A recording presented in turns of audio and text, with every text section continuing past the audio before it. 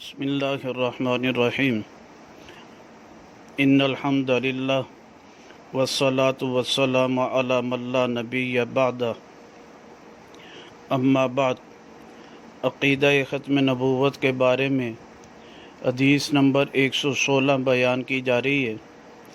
اس میں راوی حضرت عبداللہ بن حارث رضی اللہ تعالیٰ عنہ ہیں، اور یہ روایت مبارکہ کنز العمال فی سنن الاقوال والافعال میں موجود ہے۔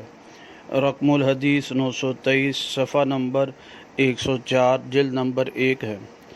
نبی پاک صلی اللہ علیہ وسلم نے فرمایا، لو نزل موسیٰ فاتبعتموہم، اگر موسیٰ بھی آ جاویں پس تم ان کی اتباع کرو، وترکتمونی لضللتم، اور تم مجھ کو چھوڑ کر ان کی اتباع کرو گے تو تم گمراہ ہو جاؤ گے۔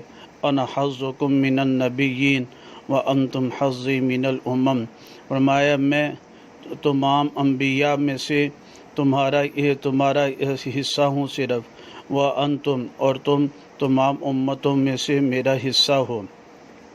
اس حدیث مبارکہ میں آپ علیہ الصلوۃ والسلام نے فرمایا، جتنے بھی انبیاء آئے ان سب میں سے میں ہی تمہارا حصہ ہوں۔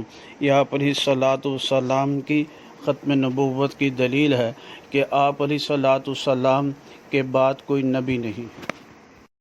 بسم اللہ۔